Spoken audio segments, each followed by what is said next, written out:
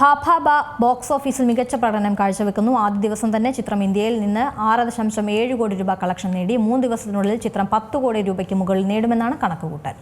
നടി ആക്രമിക്കപ്പെട്ട കേസിലെ കോടതി വിധിക്ക് പിന്നാലെ നടൻ ദിലീപ് നായകനായി എത്തിയ ചിത്രം ഫഫബ തിയേറ്ററുകളിൽ മികച്ച പ്രതികരണം നേടുകയാണ്. സാധാരണയായി സിനിമകൾ വെള്ളിയാഴ്ചയാണ് റിലീസ് ചെയ്യുന്നത്. എന്നാൽ ആ പതിവ് തെറ്റിച്ച് വ്യാഴാഴ്ചയാണ് ഫഫബ റിലീസിനെത്തിയത്. ചിത്രത്തിൽ ദിലീപിനൊപ്പം മോഹൻലാലും പ്രധാന വേഷത്തിൽ എത്തുന്നുവെന്ന പ്രത്യേകതയുണ്ട്. ആദ്യ ദിവസം തന്നെ ചിത്രം ഇന്ത്യയിൽ നിന്ന് 6.7 കോടി രൂപ കളക്ഷൻ നേടി.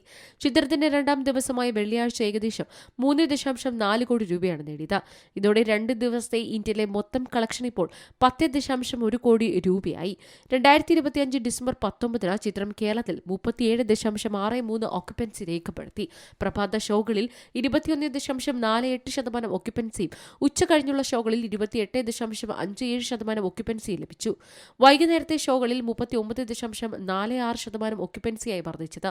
രാത്രി ഷോകളിൽ 61.02 ഓക്യുപ്പൻസിയോടെ മികച്ച പ്രകടനം കാഴ്ചവെച്ചു.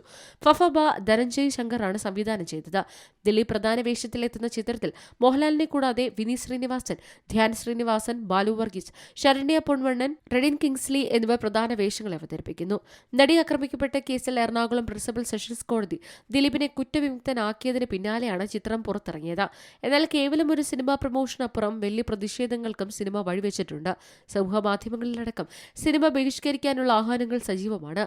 ചിത്രത്തിന്റെ റിലീസുമായി ബന്ധപ്പെട്ട് ഡബ്ബിംഗ് ആർട്ടിസ്റ്റ് ഭാഗ്യലക്ഷ്മി ഉന്നയിച്ച വിമർശനങ്ങളും ശ്രദ്ധ നേടിയിരുന്നു.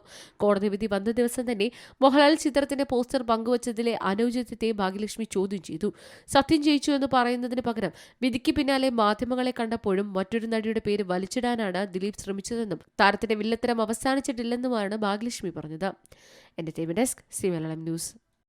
ഏറ്റവും പുതിയ വാർത്തകളും വിശേഷങ്ങളും വിരൽ തുമ്പിലറിയാൻ സി മലയാളം ന്യൂസ് എല്ലാ ഡിജിറ്റൽ പ്ലാറ്റ്ഫോമുകളിലും ലഭ്യം.